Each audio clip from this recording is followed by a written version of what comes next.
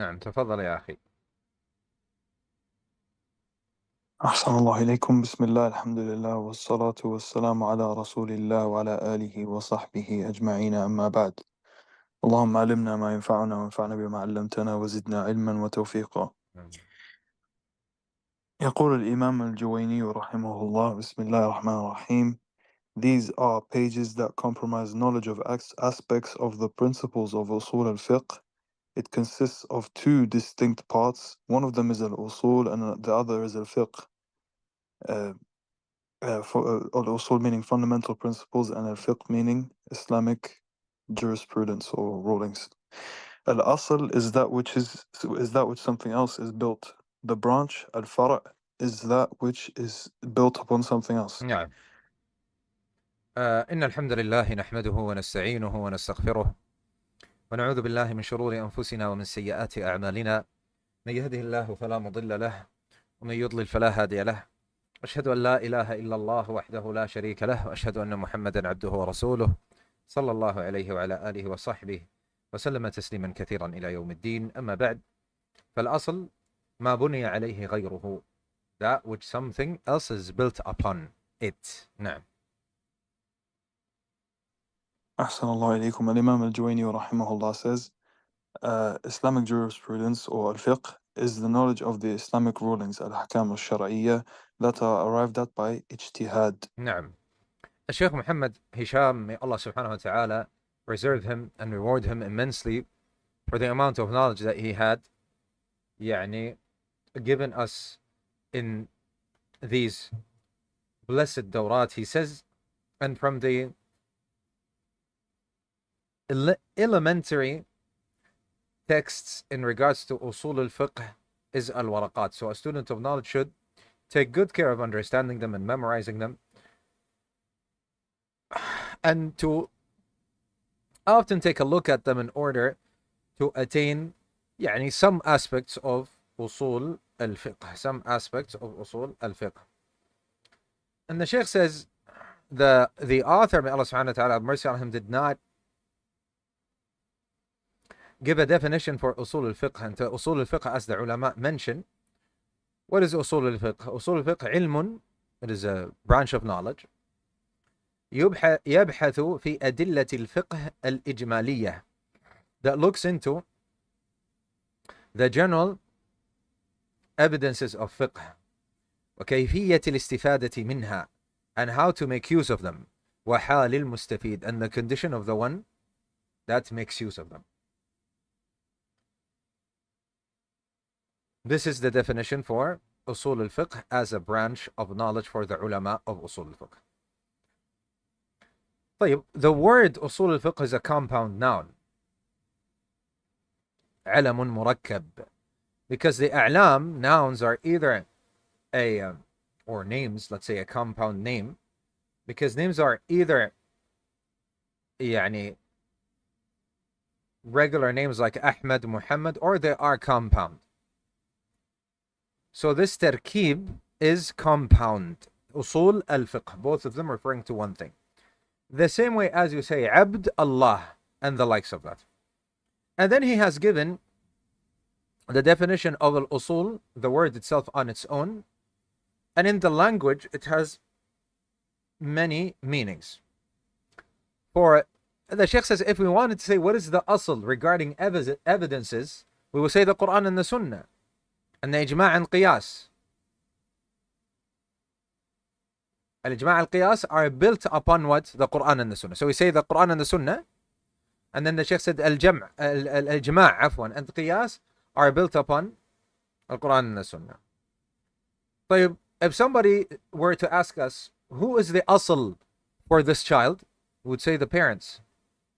If we said, what is the asl for the house? We would say its foundations, and so on.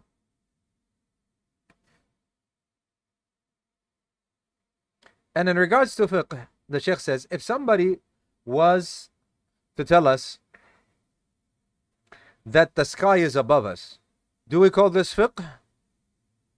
No, we don't call this fiqh. Why? Because it doesn't need ijtihad. It does not need for you to exert your efforts. So this is called his. Yani it is understood by way of senses and not by ijtihad.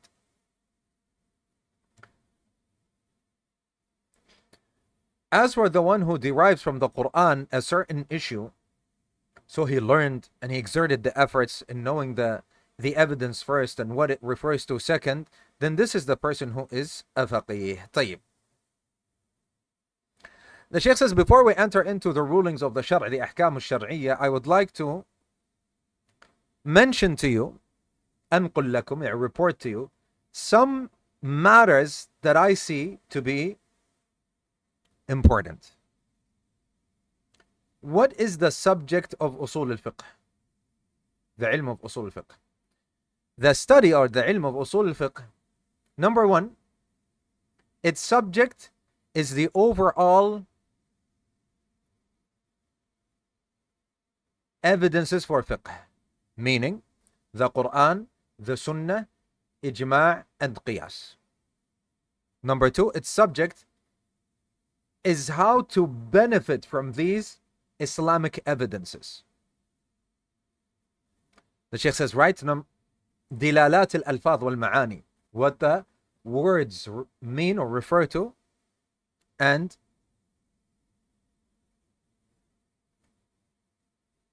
the meanings. So, the subject of this ilm is that it looks into what, ya ikhwa, first we said, the adilla, the evidence for fiqh, which are what? The overall evidences of Quran, Sunnah, Ijma' Qiyas. طيب. And how to benefit from them. Meaning, what? How to benefit from them? Meaning, what do the terminologies refer to? What are these meanings? What are the meanings? And the wordings. طيب. And the meanings behind the wordings. طيب. Number three, I added to what the Shaykh said. طيب. Number three, the Shaykh says, the subject of Usul al-Fiqh, number three, is حال المستفيد, the condition of the person who derives these benefits. The Shaykh says the meaning of this is, who is the one who is considered to be worthy to be called usuli or to be called a faqih. So حال المستفيد, the condition of the one who draws a benefit, write down the mujtahid, the mufti, the judge, the mufassir, the faqih. This is the first matter. The second matter, what are the fruits of usul al-fiqh? The most important of them, number one, is that it is essential for knowing fiqh and, a matter of fact, tawheed, hadith, and tafsir. Is this clear? Nah. Number two, by it we can derive Islamic rulings. Number three, from it or by it we are able to derive rulings based upon calamities that happen or that are a cause of a calamity that happened, nawazil. And number four, by it we understand the reasons behind the differences amongst the ulama, the scholars.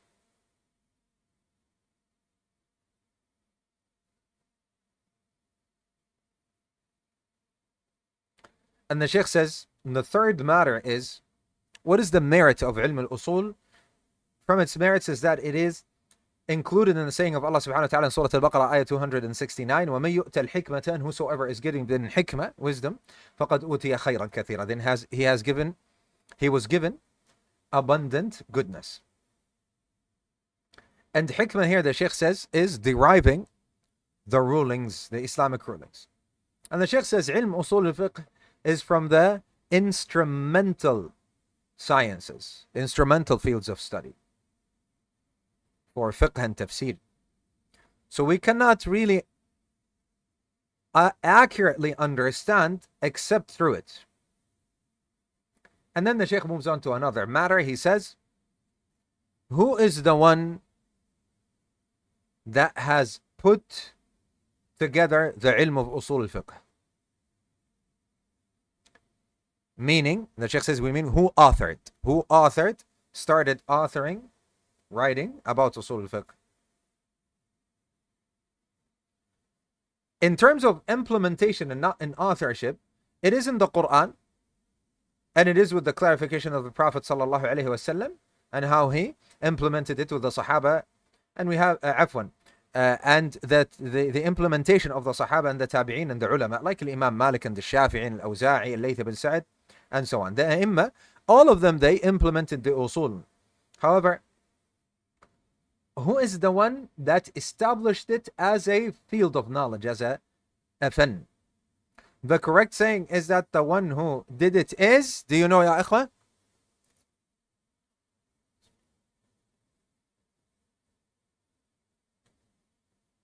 Alhamdulillah, na'am. And we answered this before. Al-Imam al-Shafi'i, rahimahullah ta'ala, who died at the year 204. In his great book that is called Al-Risala.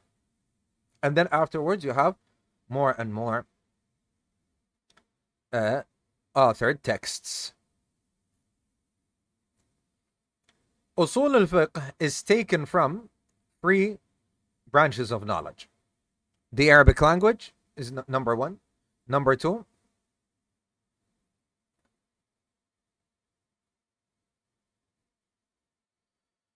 the evidences of the Islamic rulings by way of as-sabr wa taqsim. And the third one is by imagining the rulings. What is as-sabr wa taqsim? What is this sabr and taqsim? Write down.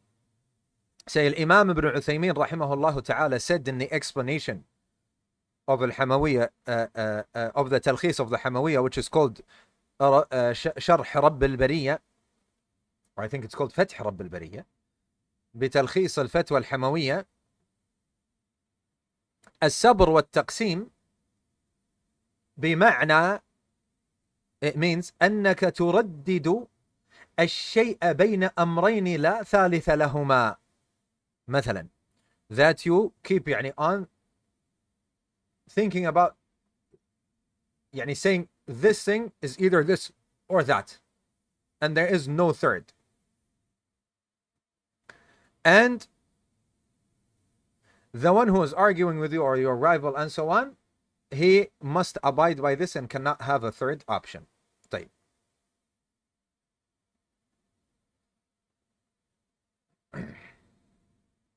This is just a benefit. I saw that we just go through it quickly. Anyway, the Shaykh says, علم المنطق, the study of mantiq, philosophy and branches, or علم الكلام,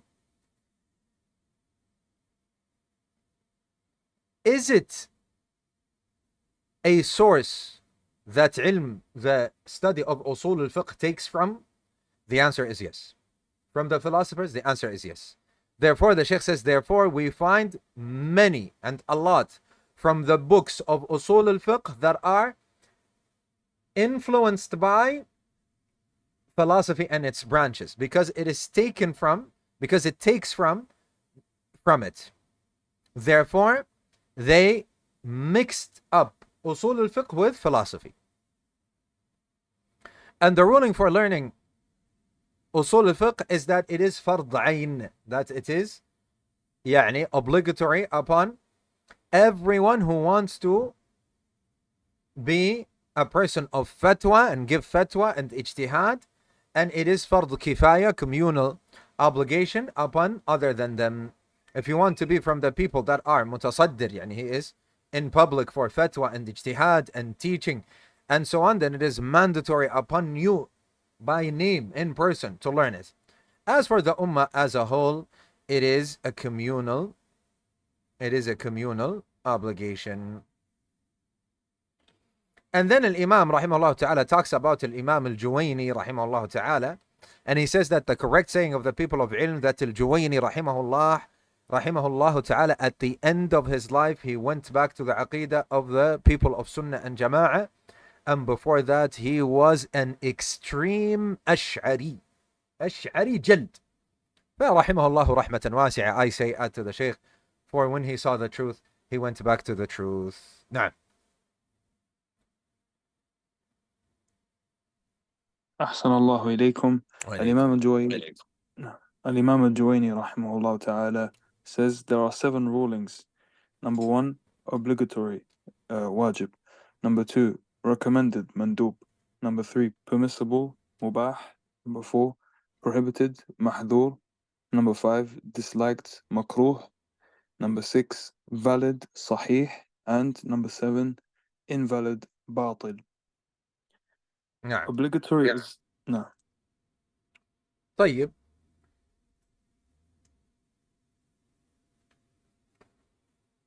The Shaykh mentioned, نعم, give the definition of each one of them. You didn't, so give the definition of each. أحسن الله إليكم. Al-Imam al-Juwayni explains, rahimahullah, obligatory is what one is rewarded for doing and punished for not doing. نعم, we understand now what is obligatory. From now on, if we say obligatory, this is what it means. You are rewarded for doing it, and you are punished if you don't do it. نعم. أحسن الله إليكم. Recommended is what one is rewarded for doing but not punished for not doing. Permissible is what one is... Straightforward. Continue. نعم. أحسن الله إليكم. Permissible is what one is neither rewarded for doing nor punished for not doing. Prohibited is what one is rewarded for not doing and punished for doing. Disliked is what one is rewarded for not doing but not punished for doing. Sahih is what is taken into consideration and what validity revolves around, meaning it's valid. Batil, invalid, is what is not taken into consideration nor what validity revolves around. طيب, the Shaykh talks, طيب, these are the definitions. But then the Shaykh added that which is valid and that which is invalid. As-sahih wal-batil. And these are two opposite rulings regarding the act of worship itself. When you say something is obligatory, is it obligatory upon who? It is obligatory upon someone who is mukallaf, who is held responsible for it. When you say it is prohibited upon a person, طيب.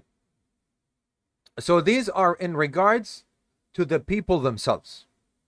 So it is mandatory upon a person, the mukallaf. It is forbidden for a person to do. طيب, but when you say it is valid and invalid, these are in regards to the action itself.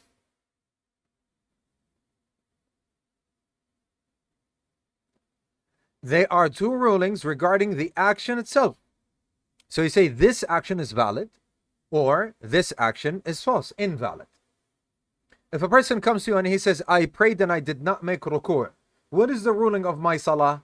You say your salah is false, is invalid. You say your salah is invalid. So don't forget this, the Shaykh says. When do we say valid and invalid? When we're talking about the action itself.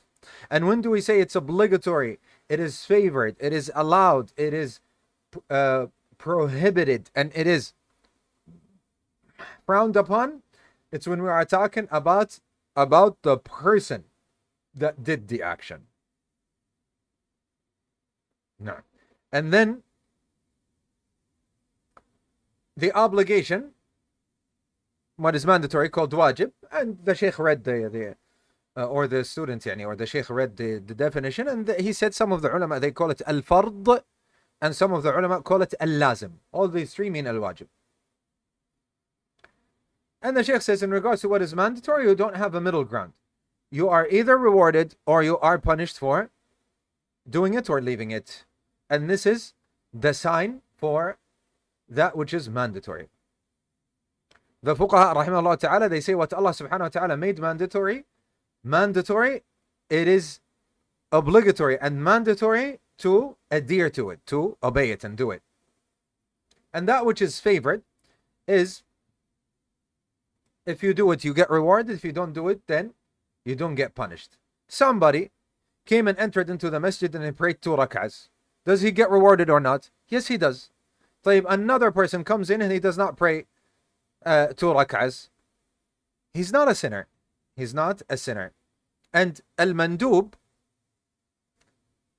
which is favored, sometimes they call as mustahab and they call it also sunnah. طيب.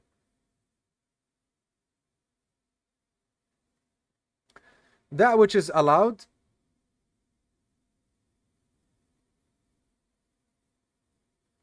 Shaykh says, for example, we see someone who's walking without his uh, his shoes on, for example. And we say, why do you do this? He says it's mubah. There's nothing upon him. He's not blameworthy. طيب. I would like to ask a question and I want you to answer with one word. What if he said, I am worshipping Allah subhanahu wa ta'ala by walking without shoes, barefoot? One word, quickly. Bid'ah, bid'ah, bid'ah, bid'ah, bid'ah, bid'ah, bid'ah, bid'ah, bid'ah, alhamdulillah. Only one said blameworthy. Everybody else said bid'ah, alhamdulillah. Na'am, bid'ah. What is the benefit from this? The Shaykh says, from what he just mentioned, that bid'ah might be because bid'ah can be because we made that which is mubah an act of worship. It can be so. It can become a bid'ah by doing so. Like the example that he has given. Allahu Akbar. I love the way that the Shaykh has given this benefit. We all say bid'ah, bid'ah, and he says, pay attention. It is mubah. But because you said you made it an act of worship, now it became a bid'ah. Pay attention. Subhanallah. Nah. It wakes us up. طيب, that which is forbidden, it is also called mamnu', mahdhur, muharram, or haram. If you do it, you are punished. If you don't do it, if you stay away from it, then you are rewarded. The Shaykh says, a person learned that khamr is haram, so he abandoned khamr. He is rewarded for abandoning it. طيب, a person, he learned that khamr is haram and he drank it, then he is punished for it. طيب. And that which is frowned upon, afwan. And then the Shaykh started talking about the word makruh. We translated it to frowned upon. He said in the istilah, in the usage of the Quran and the Sunnah, it means muharram. As Allah subhanahu wa ta'ala in Surah Al-Isra said, كُلُّ ذَلِكَ كَانَ سَيِّئُهُ عِنْدَ رَبِّكَ مَكْرُوهًا. All of what has been mentioned before, يعني for your Rabb, it is makruh. I explained this to you thoroughly, right? In this Dawrah and outside of this Dawrah. That it is a list that has killing and fornication and in the end Allah subhanahu wa ta'ala said makruha, meaning haram. So at the Salaf they said kariha, so and so, meaning it's haram. I explained this to you, so يعني this is just a reminder. But what about makruh? That is, you don't get rewarded for abandoning it, and you get you don't get you get rewarded for abandoning it, and you do not get punished for doing it. This is what is called makruh. طيب.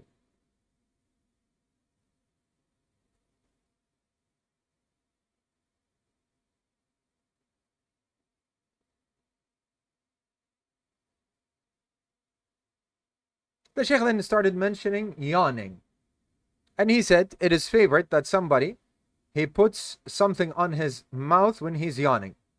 فَإِذَا تَثَاءَبَ أَحَدُكُمْ, he does this. I actually yawned. Wallahi, yawning is something that is astonishing.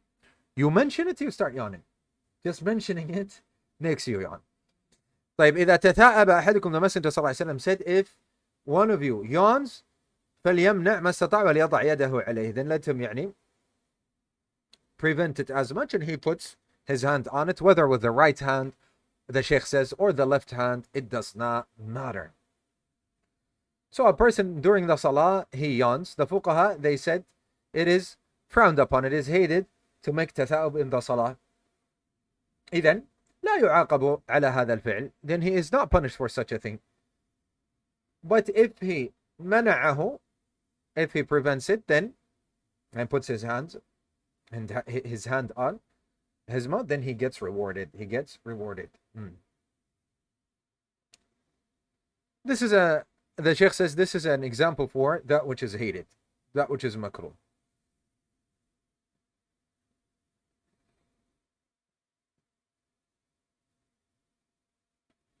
And the Shaykh says, and the most famous example is eating garlic and onion, or garlic and onion, and not making the smell go away. إماتة رائحته. And the Shaykh means by making the smell go away, by cooking it and so on. The Shaykh says, therefore, it is hated, it is frowned upon to eat garlic and onion without cooking. However, the one who eats them is not a sinner, but the one that does not eat them, he gets rewarded for it. Anyway, the Shaykh says these 5 rulings, mandatory, favored, allowed, frowned upon, and prohibited, these 5 are called al-ahkam al-taklifiyah. Al-ahkam al-taklifiyah, yani rulings that you are held accountable for. And what is opposite of al-ahkam al-taklifiyah are al-ahkam al-wad'iyyah. Al-ahkam al-wad'iyyah. And there are 5. Let's mention them briefly. The Shaykh says as-sabab, cause, al-mani', preventive measure or preventive factor, afwan. Number 3, al-shart, condition. Number 4, as-sihha, validity.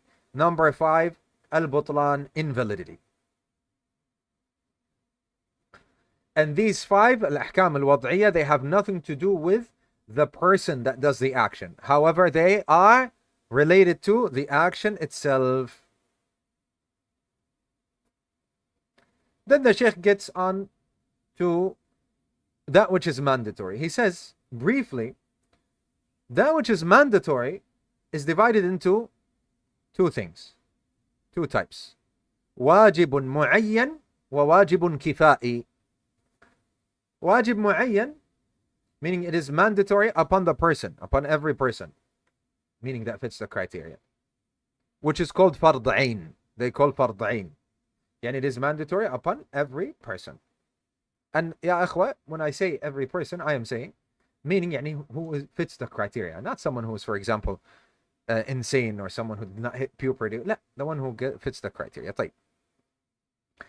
الواجب الكفائي is فرض الكفاية. فرض الكفاية, communal obligation. طيب.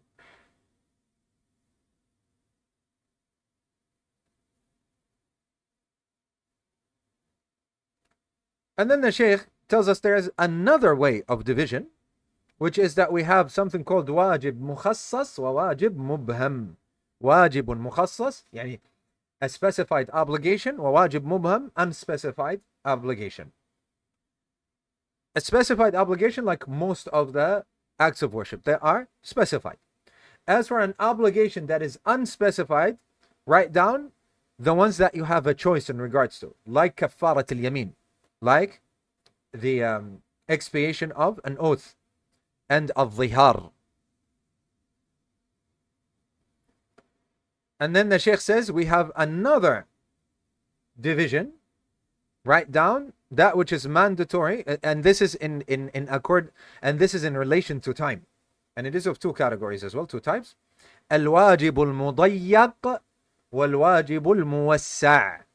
الواجب المضيق والواجب الموسع, يعني limited obligation, وهو الذي لا يتسع إلا لفعله, which is that يعني the time can only accommodate for doing it, like fasting the month of Ramadan. The Shaykh says, can someone fast voluntarily in Ramadan? Absolutely not. Nah. So the time only allows mandatory fasting. This is called what? Limited obligation. And you have expansive obligation in terms of time, like Salatul Dhuhr, for example, for obligation. It has time for voluntary prayers, for Quran, for dhikr, It has time for the obligation as well as that which is mandatory. And the Shaykh, Allahumma barik, has given us a lot of benefits to think about. And once we know the meanings of most of them, ya akhwa, yani we understand the meaning. Yani the terminology is an addition to it, that yani you understand what is meant by such terminologies. But yani I don't see them being used as terminologies a lot. I am saying mostly the meanings are the ones that are used a lot. طيب.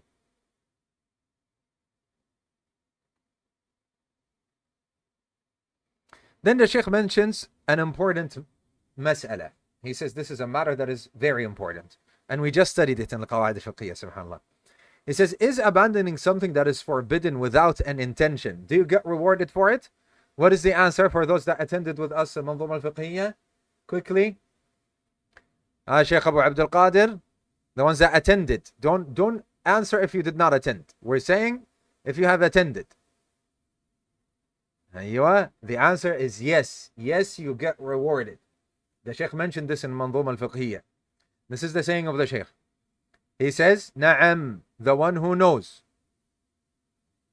Or that it is, he knows in his heart, it is established that he abandons that which is forbidden. Whether he intended it, remembered it, or not, then he gets rewarded for that action.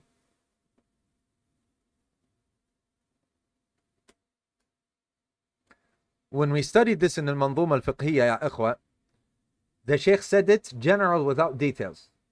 So it shocked us, didn't it? Hi, Shaykh Ayman. It shocked us, didn't it? How? Somebody doesn't intend something as an act of worship to Allah Azza wa Jal. It is a condition that he's rewarded for it. But the Shaykh says, no. Ajib. But if someone now gets on social media and says, Shaykh Muhammad Hisham, he made a mistake. And he said in his explanation, on so and so, in Manzuma al-Fiqhiyya, that even if you don't intend, you don't intend in abandoning something that it is an act of worship to Allah Azza wa Jal, then you are rewarded for it. How does the Shaykh say? Remember what I told you, and I always tell you, when there is a general statement, look at if the Shaykh has explained it somewhere else. But here he explained it. He said, the one who knows, and it is established in his heart, that he leaves these forbidden things, and he did not do them, but he did not remember or make istidhkar in himself, that he is not doing them, that he's staying away from that which is haram, then he gets what? He gets rewarded for this action, even if he did not remember, or even if he did not make istidhkar of it. Now what? Now, ya ikhwa, the picture, the details have added what?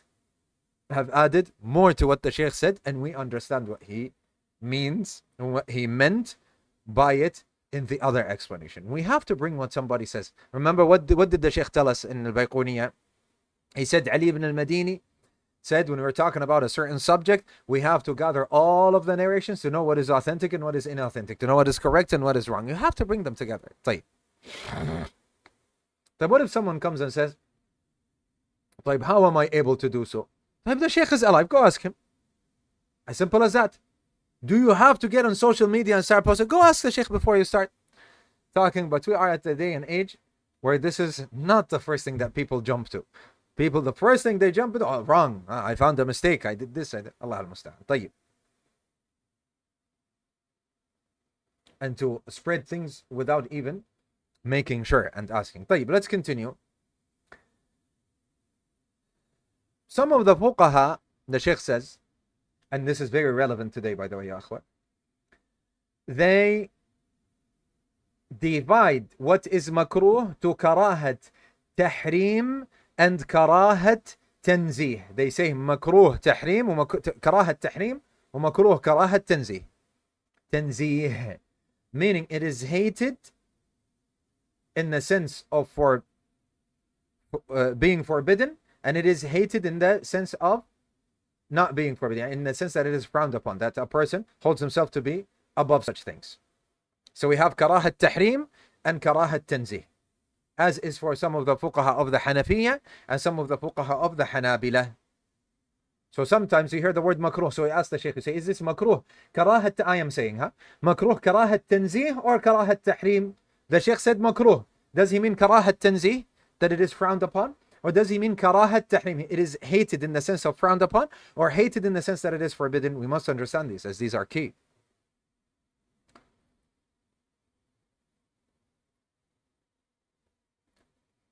And the Shaykh also says that al-mubah, what is allowed, is also divided into two. That which is mubah in the shar', Islamically, and this is what is in the Quran, أُحِلَّ لَكُمْ لَيْلَةَ الصِّيَامِ. It is made lawful to you at the night of Siyam, الرفث إلى نسائكم, to يعني sleep with your women.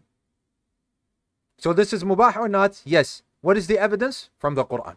We have evidence Islamically. And there is الثاني المباح باستصحاب الأصل أو بالبراءة الأصلية. And this is the one that doesn't have a nas, doesn't have from the Quran or the Sunnah. Meaning, that which is mubah upon its original permissibility. We don't have evidence that says it is mubah, and we don't have evidence that says it is haram. So in its origin, it is permissible. طيب. This is in regards to the ahkam. Are these wad'iyya or taklifiyya, ya ikhwa? Which one are these? Quickly. Wad'i or taklifi?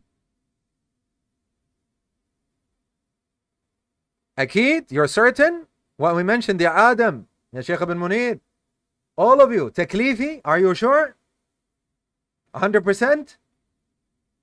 نعم, أحسنتم. Yes, taklifi. أحسنتم. Sometimes I do this with my students at school. And they say, you made us change our minds. I say, la. If you are sure of something, don't change your mind. Don't hesitate. Even if you're asked more than since you are sure, then stand firm. طيب. Now we move on to al-ahkam al-wad'iyya, the cause and the condition and the preventive measure and that which is valid and that which is not valid. طيب.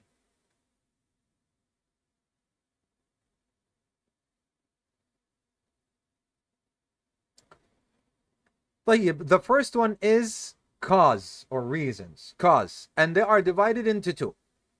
We have cause مقدور عليه, that we're capable of, and we have causes غير مقدور عليه, that we're not capable of, and it is not from the doing of the mukallaf, from the one who is held accountable. طيب, the first one is like marriage, like stealing and thievery and stuff like that. These are causes for certain things. طيب. Nikah, marriage, is a cause for istimta', for enjoyment. And as-sariqa and thievery or يعني what's it called? Stealing is a cause for the hand to be cut off. And this is a person is capable of, and he is the one who does it. طيب. طيب. What about a cause that not in our capability? Like what? Like the zawal of a shams, like the shams being 90 degrees and moving towards the west, starting the time of dhuhr. This is not in our capability. Aywa.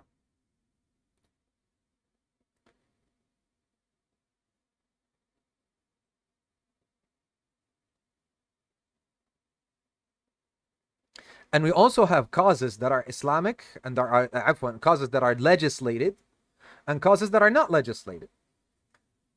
The one that is legislated, which is called السبب المشروع, يترتب عليه حكمه. You get the ruling for it. And a sabab that is غير مشروع, that is not permissible, is not legislated, لا يترتب عليه حكمه. The ruling does not apply to it. Death is a cause for what, ya ikhwat? Inheritance. طيب. If somebody did a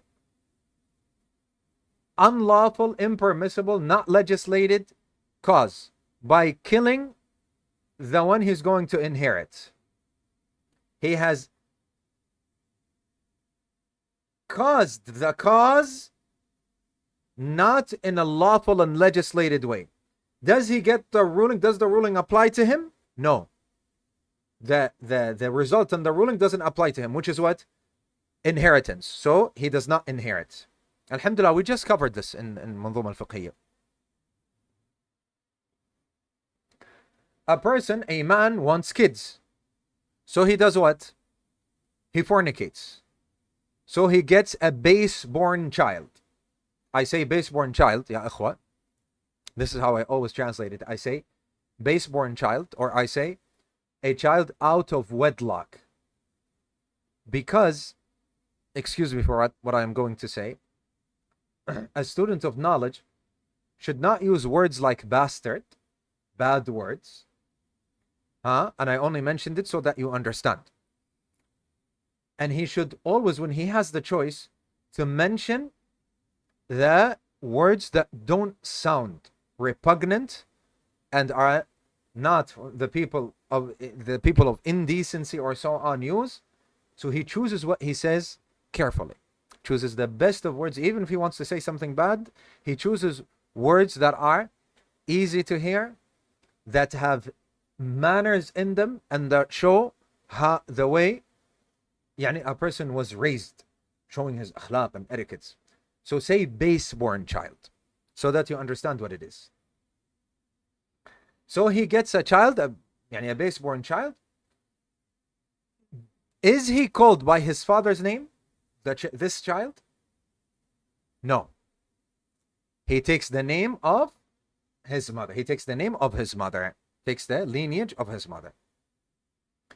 The Shaykh says, therefore, if we want the outcome to apply after doing the cause, has to be legislated. For example, the Shaykh says what? A person comes in and he wants to give sadaqah, so he lies. He lies to give sadaqah. We say this sadaqah is false. For example, he says somebody enters into riba in order to give sadaqah. No.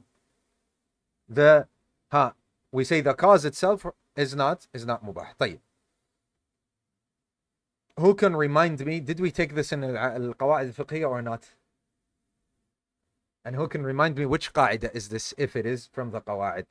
Did we take this in the rules, the manzuma? And if it is, which rule is it?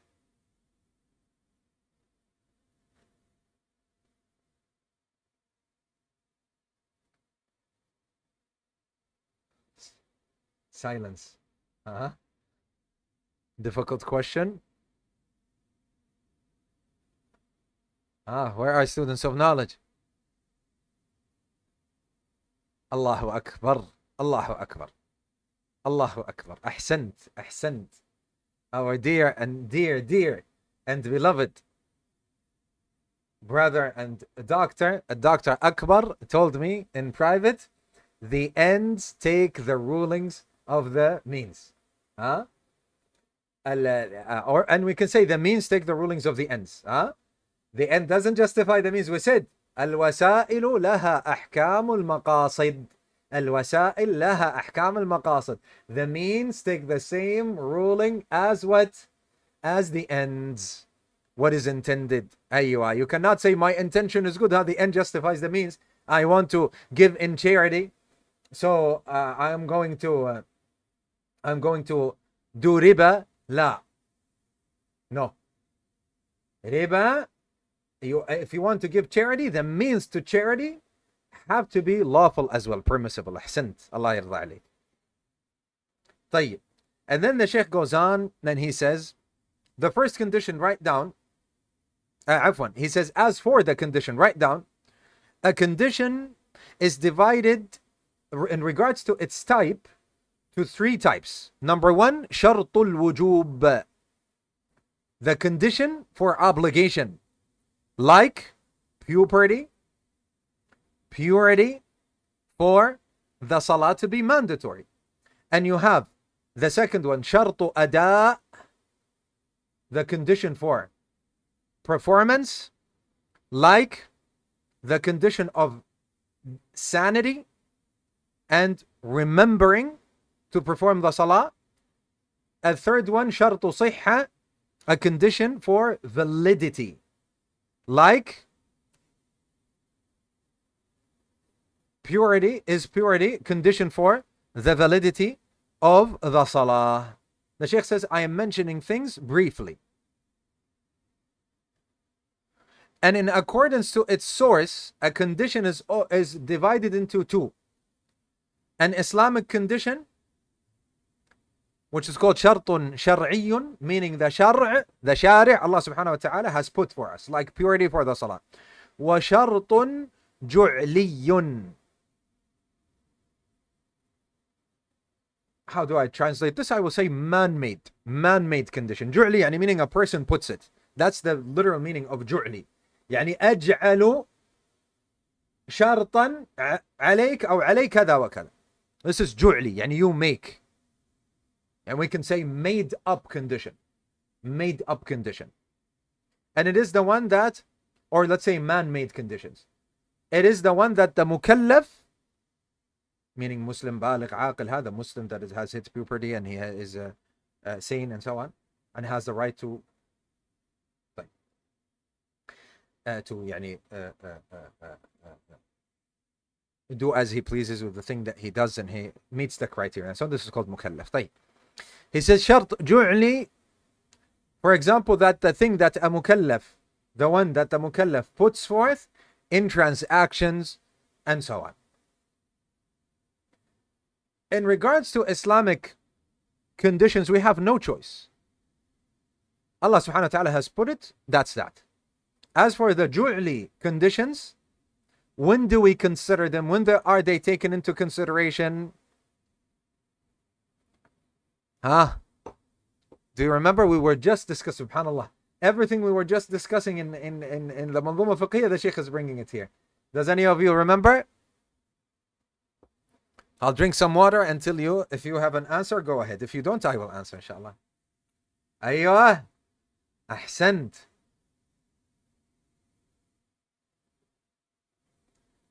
Shaykh Adam Ayyubi instantly gave me, right off the bat, 100% the correct answer.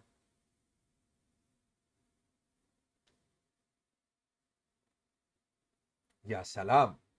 And Ibn Junayd as well said it eloquently. إلا شرطا أحل حراما أو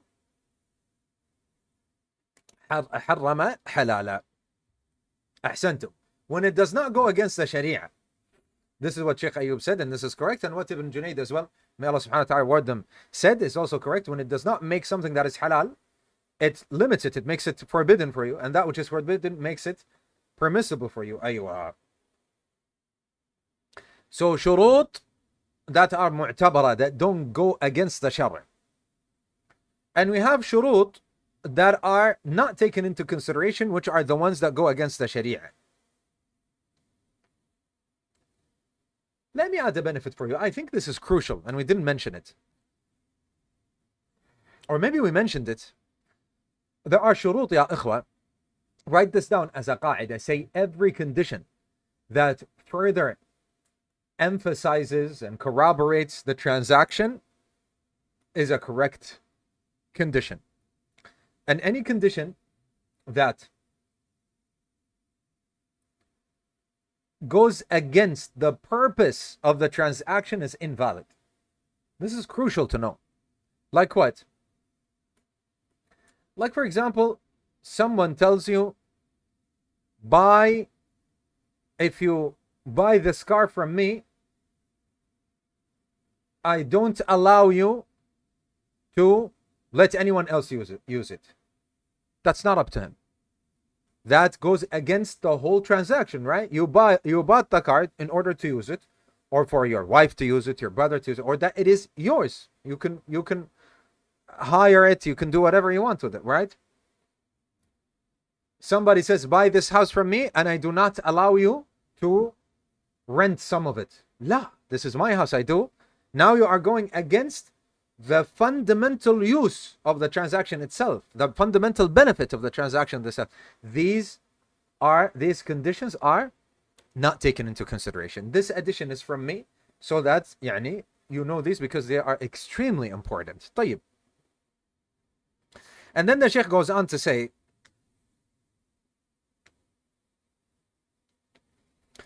Al-Mani', a preventive factor, is also divided into two parts. One that is تحت خطاب التكليف, that is under the category of taklif, يعني whether someone is held to be accountable or not, like Islam, for preservation of bloodshed, for example. As for the second one,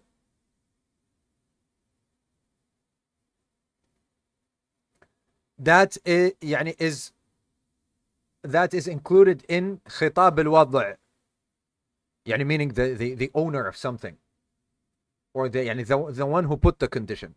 Like for example,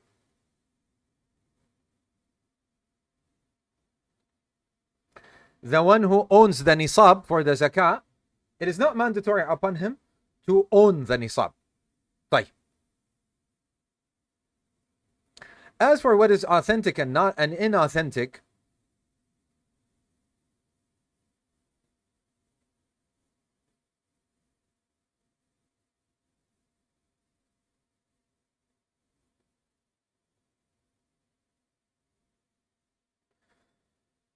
these are two attributes or conditions for the actions of the mukallafs.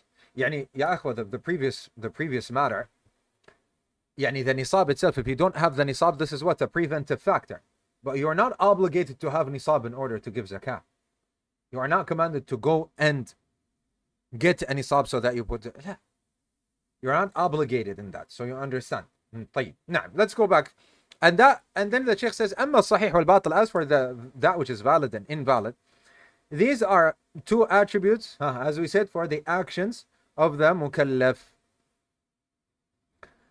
And from the perspective of they are correct or incorrect in regards to the rights of people, or in regards to being accepted or rejected, in regards to يعني that the rights of Allah subhanahu wa ta'ala.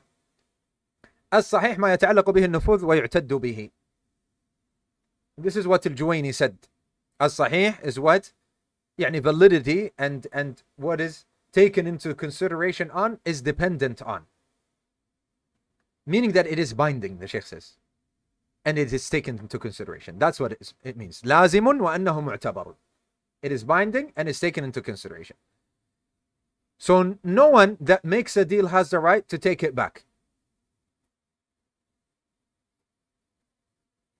If he takes it back, there is iqala, or it is binding upon him. Yani the other one forgives him, or it is binding upon him. As for something that is false, as يعني the opposite of what we said. طيب. What is the ضابط when it comes to that which is valid and that which is invalid? الضابط, the principal measurement. The Shaykh says it's extremely easy.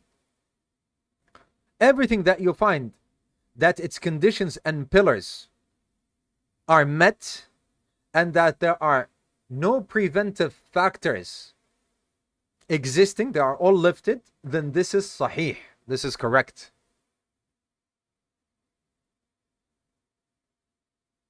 And other than that, then this is the one that is invalid. So something with this valid is you meet the criteria.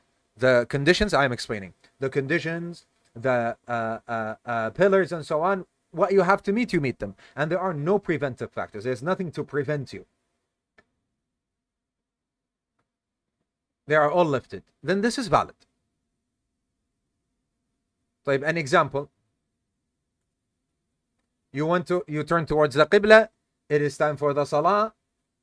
You are a Muslim. You are aqil. You have your aql.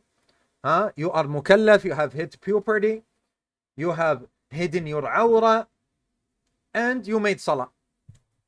Did he meet the conditions and the pillars or not? Did he meet the conditions or not? Yes, he met the conditions. But then he comes and says, but I wasn't upon purity. We say, la, he did not meet the conditions now. Aywa. Now he did not. There is something, right? طيب. So the criteria has to be met. If he meets all the rest of the criteria and misses one out, then there's something that says that the salah is invalid. This is an example that I give you very quickly. Now. أحسن الله إليكم. الإمام al-Juwayni rahimahullah ta'ala continues, fiqh is a narrower meaning, fiqh has a narrower meaning than knowledge. Al-ilm. Ilm is to know the thing itself as it actually is. Jahl, ignorance, is to imagine something as other than what it actually is. Ilm daruri, necessary knowledge, is that which does not result from rational or evidentiary inquiry. SubhanAllah. Like knowledge that is acquired from one of the five senses, which are hearing, sight, smelling, tasting, touching, and by tawatur. نعم. Where يعني يا أخوة, if I were to tell you, I am saying, if I were to tell you, in the previous example, we know the preventive factor is that he's not upon tahara. So his salah is invalid. Now the Shaykh has moved here. طيب, fire burns. Fire burns. We all know. We don't need someone to come and tell us, to give us istidlal now, and he brings evidence for it and thinking. We understand fire burns. That's it. This is daruri. We don't need anybody to come to us and tell us that fire burns. This is ilm daruri, necessary knowledge. Does not need inquiry and bringing evidence and so on. نعم. أحسن الله إليكم. الإمام الجويني رحمه الله تعالى continues, علم مكتسب, whereas علم مكتسب, acquired knowledge, is acquired by rational and evidentiary inquiry.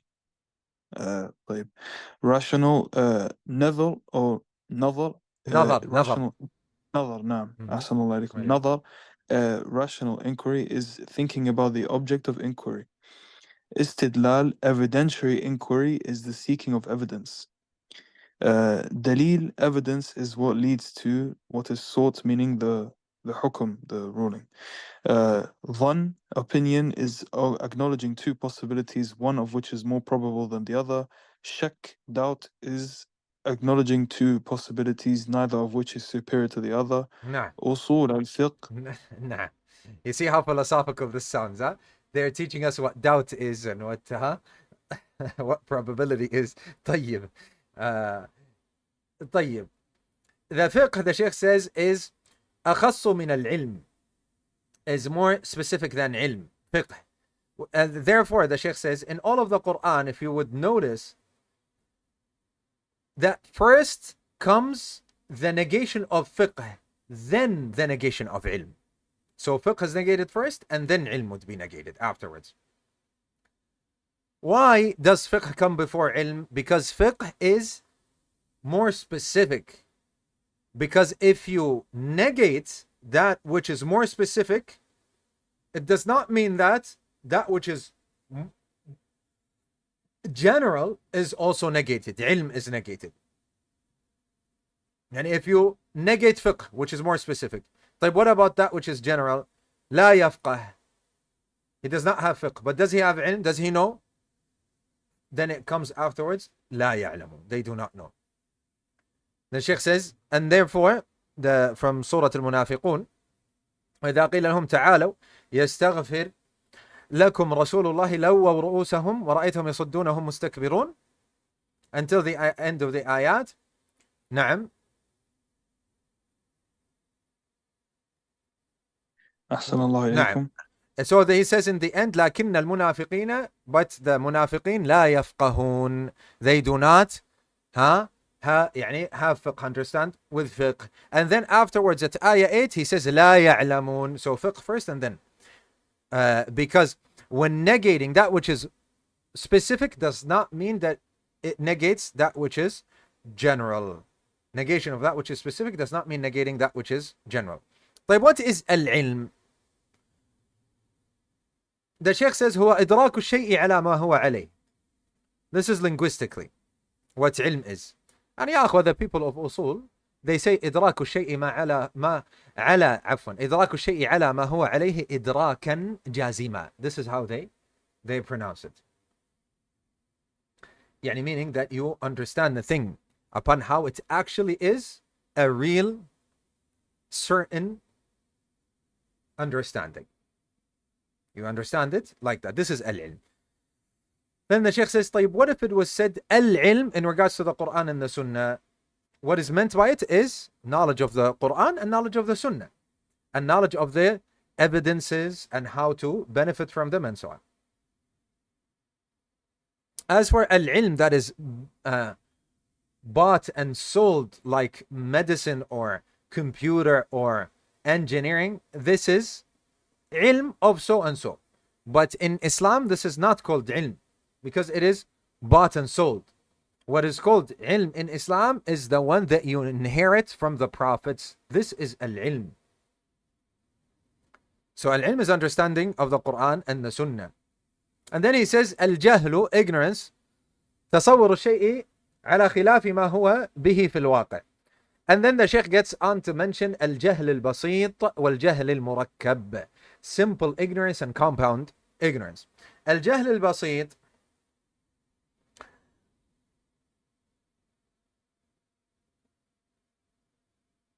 the Shaykh says, if we were to say, is purity a condition for salah? And he says, I do not know. He is called a jahil, simple jahl, simple ignorance. يعني عدم إدراك شيء, he does not know it. I am saying. طيب, what if he said, no, it's not a condition in the salah? We say this is compound ignorance. He is the one who does not know, and he does not know that he is ignorant. He's the one who doesn't know, and on top of that, he does not know that he's ignorant. This is called compound. يعني it is made of, it's compounded, huh? Compound ignorance. طيب. And then we have ilm that is ضروري and ilm that is مكتسب, ilm that is necessary, ilm and ilm that is acquired. طيب. With your senses, you see, the Shaykh says, you see the masjid or the mihrab, and so yeah, the masjid, let's say the masjid is in front of you. This is necessary ilm. This is known by necessity. طيب, what you see the sky above you, known by necessity. You touch something and you say this is wood, known by necessity. So this type of knowledge is what is acquired with the five senses. You heard the voice and you say this is the voice of so and so. All of these are examples. طيب, by tawatur, how do we know by tawatur? Does China exist or not, ya ikhwa? All of us are going to say yes. How do you know? By tawatur. What does the Shaykh mean? I, for example, I have never visited China. I have never seen China, but I know everyone says that there is China, that there is a country called China, right? There are people that travel to China and have seen China and talk Chinese and come.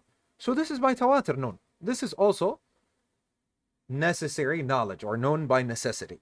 طيب. Let's sit down. And then the Shaykh says,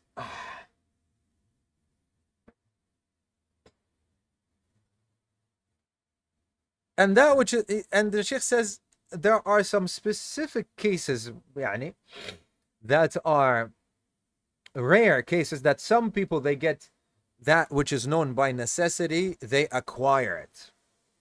But the hukum lil ghalib, the Shaykh says, al hukmu lil ghalib. However, the ruling is for the majority, that which is mostly the case. طيب. And this is a rule, ya akhwa, huh? What the Shaykh said. Yeah, and therefore, ya akhwa, I am adding, they say an-nadir, that which is rare, la hukma lahu. It doesn't have a ruling. That which is rare, la hukma lahu.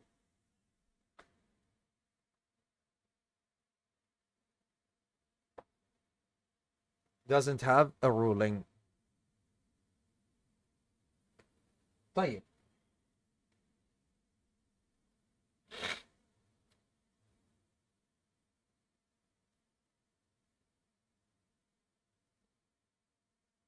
As for ilm that is acquired by يعني knowing, by another يعني by looking into. This has to do with looking into the evidence from the perspective of one, that it is actual evidence or not. Number two, it is valid or invalid. Is it correct or incorrect? Number three, that it does not have a contradiction. As for istidlal, bringing evidence, is to know how to arrive at the conclusion or derive the ruling from the evidence itself. This is called acquired knowledge.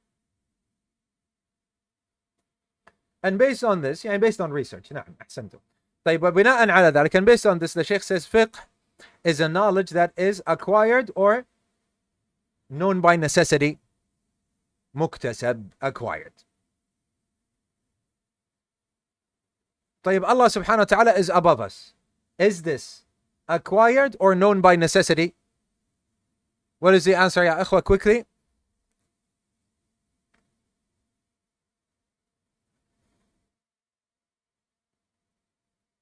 No doubt, ya Shaykh. Ibn Munir, no doubt, no doubt. ضروري, ضروري, ضروري. Known by necessity. Known by necessity. Wallahi ya ikhwa, I see a lot of you have answered, they said acquired. La, in no way, shape, or form. I remember, I'll tell you a story. I was talking to an atheist. First of all, he was a Muslim and hearing, and then he went abroad to the UK and he started studying there for his master's degree, I think for a year or so. And he came back an atheist. And I heard him talk about certain things, and he was even talking about democracy and I don't know what, stuff like that. But anyway,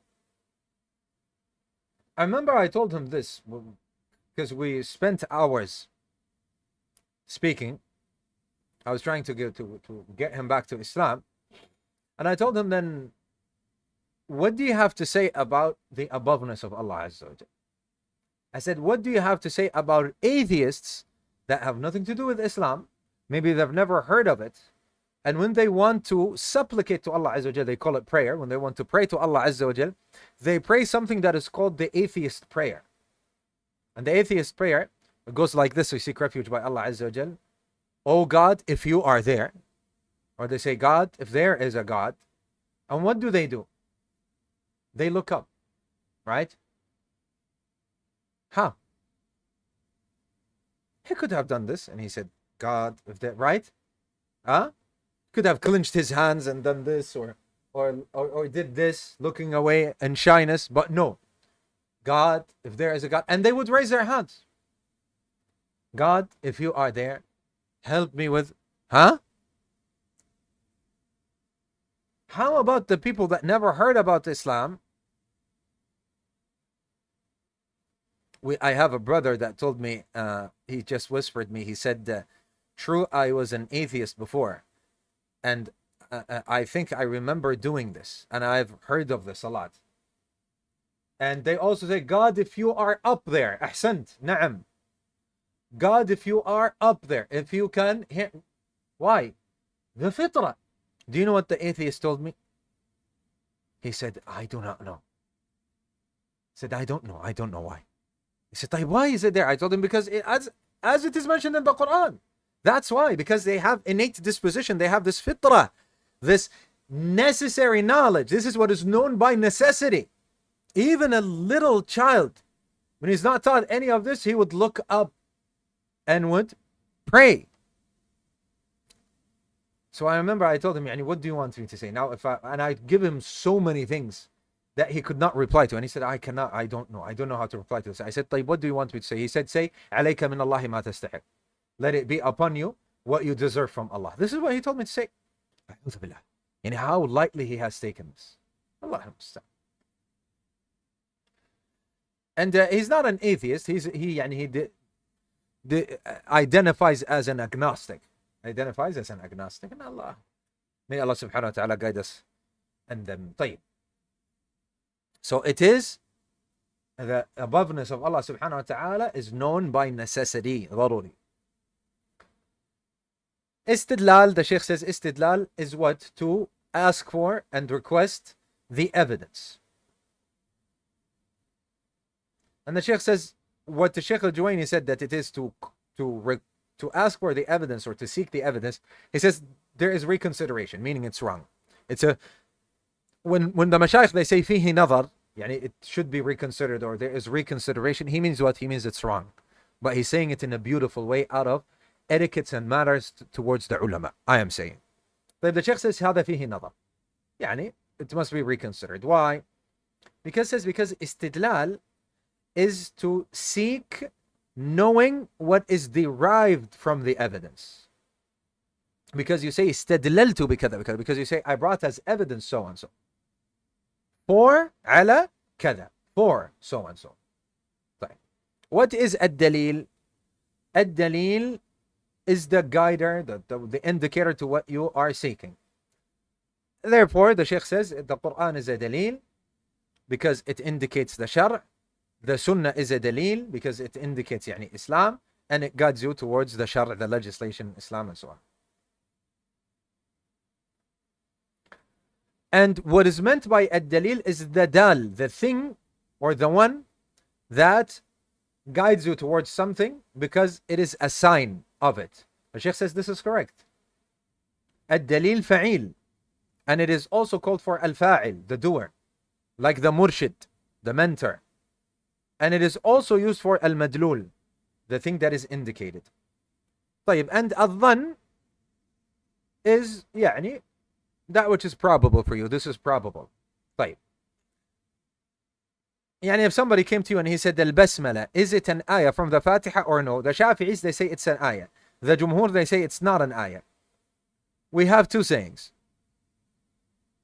Since there are two sayings, then one of them is the correct one. And the other one is what? Adhan, is probable. Now.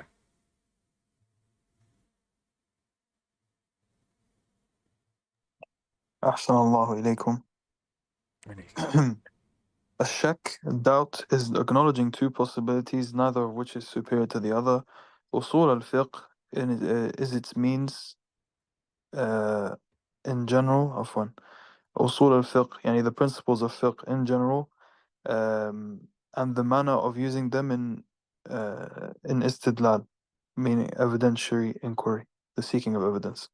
Usul al-Fiqh falls under the following chapters: the types of speech, command and prohibition, the general and the specific, the summarized and the elaborated, the apparent actions of the Prophet ﷺ, the abrogating and the abrogated, consensus, reports of the Prophet ﷺ, analogy, prohibition and permission, the prioritizing of evidences, the characteristics of the issuer of legal opinion, meaning the Fatwa. mufti. نعم, the mufti. The mufti, نعم, أحسن. No, أحسن الله إليكم. And the mustafti, the seeker of legal opinion. Fatwa. The qualities of practitioners of legal reasoning, meaning ijtihad. The ahkam of the mujtahideen, and they missed out al-mu'awwal, that which is apparent, and that which is mu'awwal, يعني made ta'wil of. طيب. The ilm of usul al-fiqh, يعني he gave us a roadmap, as they say, huh? طيب, let's go to what the Shaykh said. The Shaykh said, يعني علوم of usul al-fiqh is the causes or ways or means in general, and how do we benefit from them. And the Shaykh says there's one more thing that is missing, which is hal al-mustafid, the condition of the one who derives these evidences. And then he has يعني generally mentioned the chapters of usul al-fiqh, and they are the 12 that he has mentioned, all of them until the order of the evidences, they have to do with the with bringing the istidlal, yani reaching the evidence and bringing it as evidence. And then you have the qualities of the mufti and the mustafti and the ahkam of the mujtahid. This has to do with the one who derives these rulings and so on. And the adilla in general, the ijmaliyya, are the Quran, the Sunnah, the ijma' and qiyas. The Quran and the Sunnah and the ijma' and qiyas.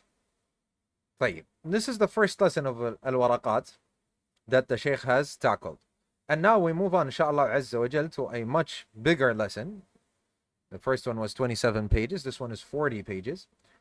And we tackle some of it, inshallah azza wa jal, يعني for almost 20 minutes or so, and then we will stop for our break and start the book of Tawheed. نعم. أحسن الله إليكم. Types of speech, kalam.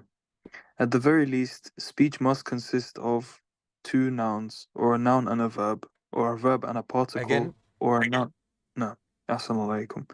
At the very least, speech must consist of two wait. nouns. Apologies. I actually opened مقدمة التفسير.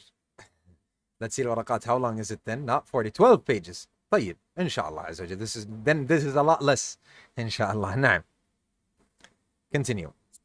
Two nouns or a noun and a verb? نعم. أحسن الله إليكم. Must consist of two nouns, or a noun and a verb, or a verb and a particle, or a noun and a particle. Speech divided into command, prohibition, report, inquiry, as well as wish, offer, and oath. طيب. And in another aspect, it is divided into literal and metaphorical. Literal means it is used. حقيقة ومجاز. So you know my stance on majaz, and you know the stance of my Shaykh, and you know the stance of Shaykh Islam ibn Taymiyyah and other 60 of the ulama that the Shaykh has mentioned in his book Imta' Dawi al-Irfan. And you know what the Salaf al-Salih they were upon. The Messenger ﷺ said there is no such thing as masa. And the Messenger ﷺ, at the time of the Messenger ﷺ, there was no such thing as majaz. At the same thing, the Prophet ﷺ did not say majaz. The same thing with the time of the Sahaba, Abu Bakr, Umar, Uthman, Ali, and all of the other Sahaba didn't exist, and they did not say it. Time of the Tabi'een, Tib'ut Tabi'een. At the time of Abu Hanifa was not there. Time of Imam Malik was not there. At the time of Shafi'i was not there, didn't exist. At the time of Imam Ahmad, he only said majaz al-lugha, and we have read in depth there. And he meant what exists in the lugha, what is يعني allowed by the language itself. And it did not emerge until the 5th century, meaning the 400 years when it started to spread. So the first 300 years, and especially the first 200 years, almost non-existent after the death of the Prophet ﷺ from the Hijrah. And the third 100 year, or at the end of the second 100 year, it started emerging a tiny bit, and then it started يعني on the years 300, and then 400 and above it started spreading. This is what we studied in the Muqaddimah of the Tafsir. نعم. Ahsanallah alaykum. And Imam al-Juwayni rahimahullah ta'ala continues, in another aspect, it is divided into literal and metaphorical. Literal, means it is used in the sense for which it was first coined, or it is said that it is used according to convention. Metaphorical means that it is taken beyond the sense for which it was first coined. Literal use can be lughawi, linguistic, shar'i, juridical, Islamic. يعني Islamic, نعم أحسن الله عليكم, or عرفي, customary. Metaphorical use can be by customary. نعم. مجاز. أحسن الله عليكم. Metaphorical use can be by addition, subtraction, transference, or borrowing of meaning. Metaphorical use by addition is like Allah's saying in the meaning, there is nothing like His likeness. Figurative use by subtraction is like Allah saying in the meaning of the ayah, ask the town. This is an imam, a philosopher, a big imam that knows the religion, and he says this is majaz by subtracting was'al al-qarya, meaning ask the people of the village. As if we understand. Remember this, ya akhwa, I told you, sometimes we don't believe these things. Sometimes we say, are there people that really believed in this? Are there people that really they fell for this? This is what happens, ya akhwa, when the environment is so. I was just telling you in the other lesson that someone is not considered to be upon any religion at certain parts of the world until they associate others. Yani even if he wants to enter into Islam, he has to associate others. This is how they are taught. You have to associate others with Allah to become a Muslim. He doesn't know any better. So subhanAllah, look at here. وَاسْأَلِ الْقَرْيَةِ. Allahu Akbar.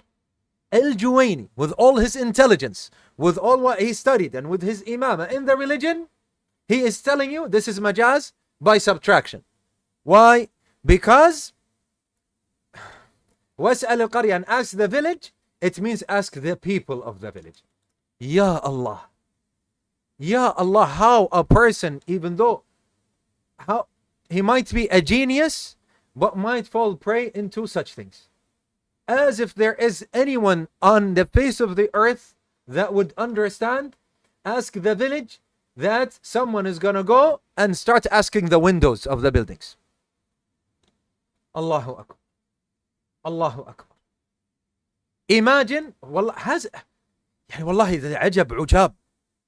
As if there is somebody, you opened your door once and you found someone and you said, oh, sorry to bother you, continue asking my door.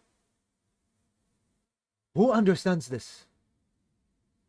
No one on the face of the earth. Like, what is the benefit of what you're telling us, Abdul Aziz? You have already explained this at length.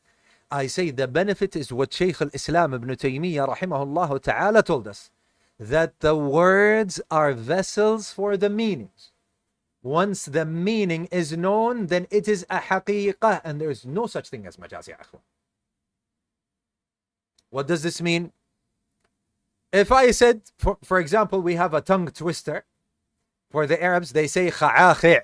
And if you can say that 10 times, kha'akhi', kha'akhi', kha'akhi', if you can say it quickly. Does kha'akhi' mean anything? No, it doesn't mean anything. But what if a new car was made and it was called kha'akhi'? For example, I'm just giving you an example.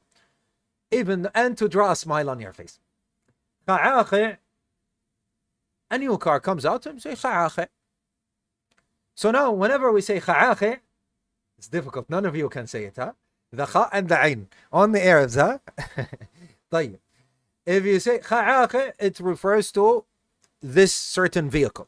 It's called kha'akhi'. What happens now? It doesn't become gibberish. It doesn't become a word that has no meaning. Yeah? So car, before there were cars, and train, before there were trains, and airplanes, before there were airplanes, they were the same as kha'akhi'. They didn't mean anything. So the words are vessels for the meanings. Once you understand the meaning, then it's a reality as it is.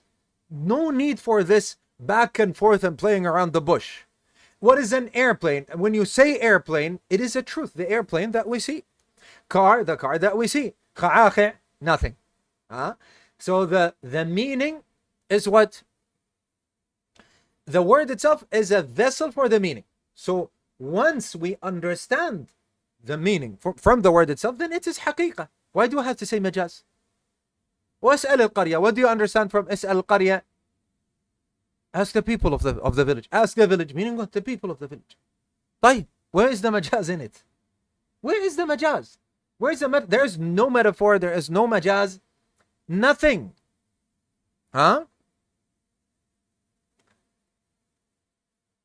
Since the words indicate ask the village, to ask the people of the village, and no one will understand anything else, then there is no majaz in the first place.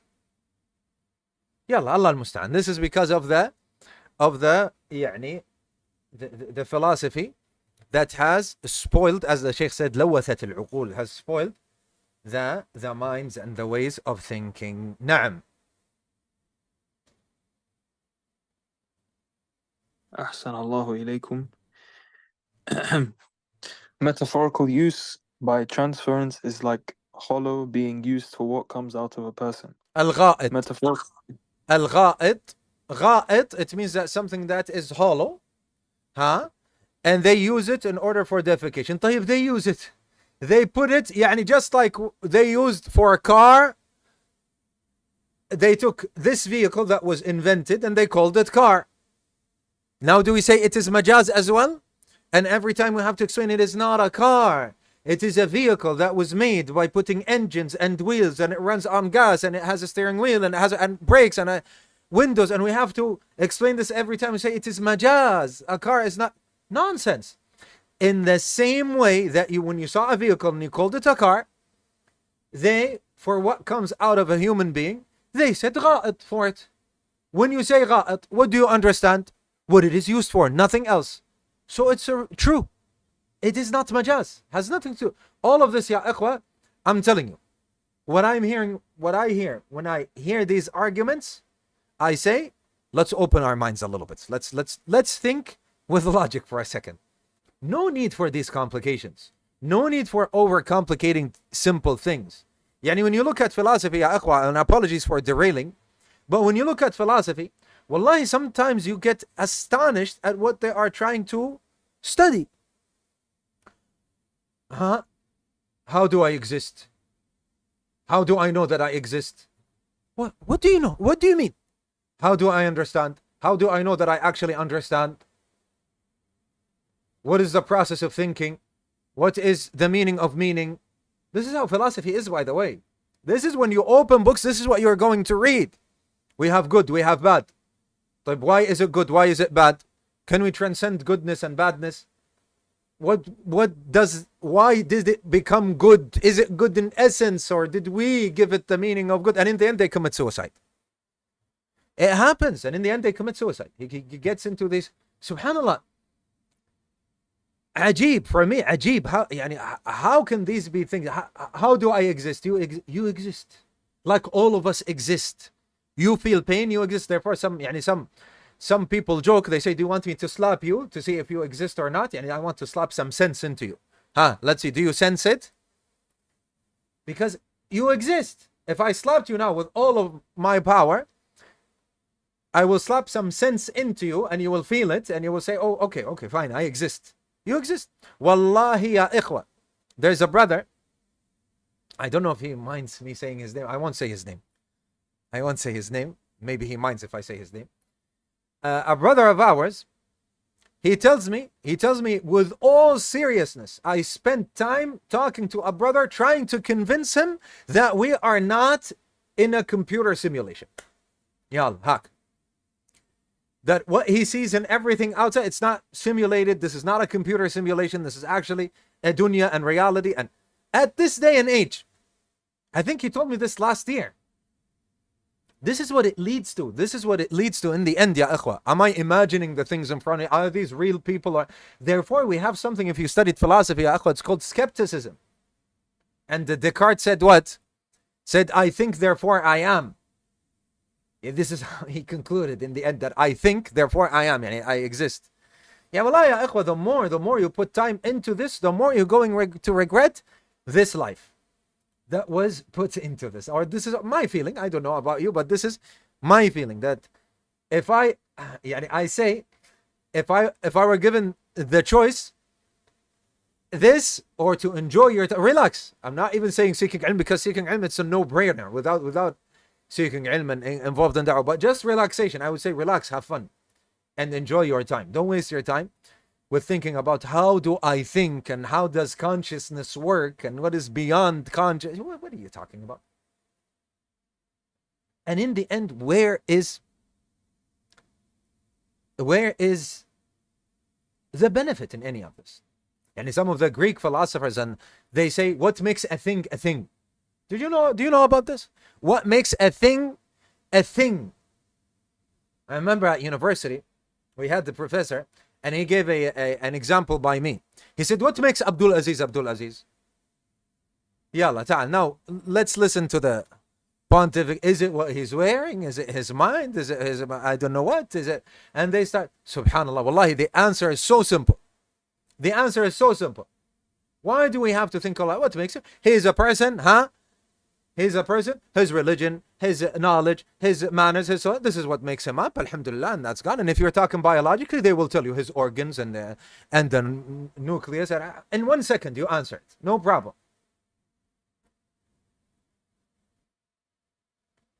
Allah al-Musta'an. So this is where you get this from. This is where you get this from, ya ikhwan. This is what you get this from.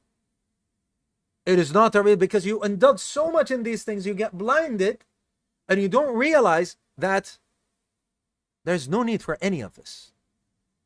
Ask the village, it means ask the people of it. That's what everyone understands. Al-Gha'it is either the place where you do it, you go to the bathroom, or it is what comes out of you. This is what Al-Gha'it, this is how people use it, and that's it.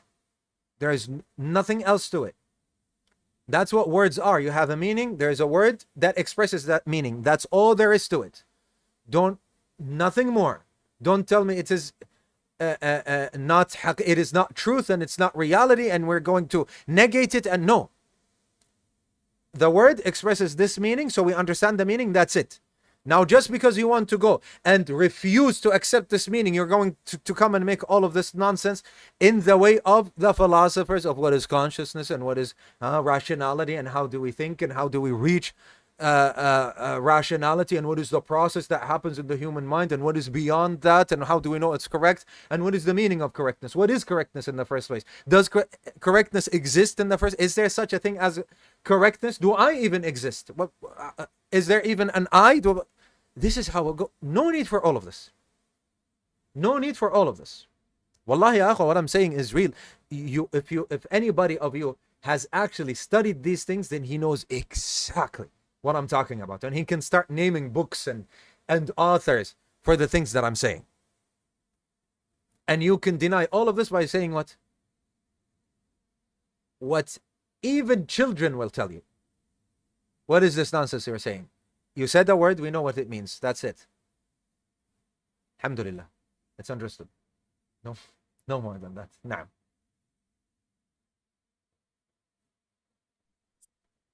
أحسن الله إليكم. Al-Imam al-Juwayni rahimahullah says, metaphorical use by borrowing is like Allah subhanahu wa ta'ala is saying in the meaning of the ayah, a wall that wants to collapse. A wall that wants to collapse. A wall does not want anything, huh? Is not a person. So now this is majaz because they took something from a human being and ascribed it to a wall. So it's not really, a wall doesn't want any. Ya Allah, what do you understand from a wall that wants a wall that wants to fall is about to fall? That's what everyone understands. We all did. None of us thought that the wall desires something and wants something. Allah al-Musta'an. I explained it more than enough, and I emphasized it more than enough because I know for a fact that in the English da'wah scene, there are a lot of figures, and I have spoken to one of them that are known. They have millions of followers. This is what they indulge in. This is their whole da'wah revolves around this. What is their major?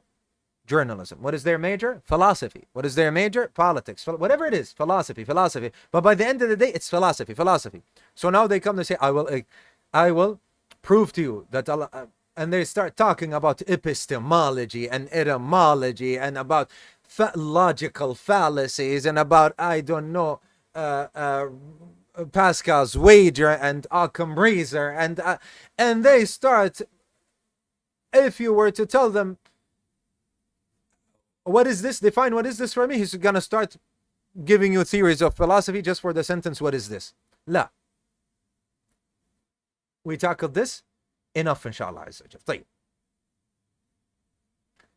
And then he says, فإن آيات الأمر والنهي هي آيات الأحكام. The Shaykh is talking about the ayat of al-amr wal-nahi. يعني the ayat of commanding and forbidding, they are the ayat of the ahkam. The ayat of the ahkam, meaning the ayat of rulings. And the ayat of the khabar and istikhbar, of seeking certain information and conveying information, these are the ayat of i'tiqad and ilm. And we can benefit from the ayat of al-khabar, the ruling. However, by making istinbat and not by the utterances and the wordings themselves. I think we studied all of this in Muqaddimat al-Tafsir. So if it is told, where do you derive the ruling from? We say we derive it from the jumla ismiya or the jumla al-fi'liya. If we want to tastanbat al-hukum, you understand that it is the active sentence, the jumla al-fi'liya, because it is do and don't, imperative. That's where you get your do and don'ts from. That where you get your what you're commanded to do and what you're prohibited of doing. As for a jumla that is khabariya, that is ismiya, then fundamentally and normally it is for i'tiqad. طيب, and the speech is divided into command and forbidding and khabar and istikhbar. The Shaykh says this is a prolongation. يعني that is, the ulama, they say that speech is divided into amr wa khabar. So it is either a command or it is conveyance of information. Amrun bil fi'l, يعني command to do something by saying if'al, by saying do so, establish the salah, aqimu salah, atu zakah, give the zakah. And there is by la taf'al, don't do, la ta'kulu riba, don't eat the riba. طيب, all of this we have gone through. This is just revision for us now. طيب. والاستخبار هو نوع من الخبر, and it is الجملة الاستفهامية. استخبار is inquiry. And it is also divided into wishing and oath and so on. And this is with another يعني perspective. For if it is the speech is from someone who's equal to somebody else, then this is called tamanni. This is a wish. Even if it was يعني it was said do so or don't do so. And then says وعرض وقسم. العرض, what is meant by it is al-khabar, يعني the news, and the qasam is the oath. However, when it comes to the speech of Allah subhanahu wa ta'ala with his ibad, it is either fi'l, action, or either conveyance, and conveying information. Alhamdulillahi Rabbil Alameen. This is what? Jumla khabariya. All praises due to Allah subhanahu wa ta'ala. طيب. And this is an example. طيب, I think this is time for our break, yeah? طيب, it's time for our break. So we will leave حقيقة and majaz for our next class. Insha'Allah Azza wa Jal, we will start. So there are no more extra classes, no more extra lessons unless you want to. But I can see we only said that on the weekends we added Friday and then the weekend, which is Saturday, Sunday. So inshallah Azza wa Jal, we are at a good place. Yani, I think we're not going to continue all the way until next weekend. I think we will be finished before that. And even if we do so, we can add extra sessions because the book of Tawheed is long. And also al-Wasatiyya is going to take some time. So we can add some sessions on the weekends if you want. And I leave this totally up to you in regards to the extra sessions. If you want to, we can make extra sessions on weekdays. But I don't know. And Allah subhanahu wa ta'ala knows best. But I think you don't want that. Therefore, I don't want to do that. We will continue at the normal time unless you demand otherwise. And if we reach all the way until the weekend, we will end by next Saturday and Sunday. We will end by then, insha'Allah Azza wa Jal. But as I said, we will finish this dawrah before that, insha'Allah tabaraka wa ta'ala. We will meet, inshallah, in 10 or 12 minutes, something like that. Subhanakallahumma wa bihamdika, ashhadu an la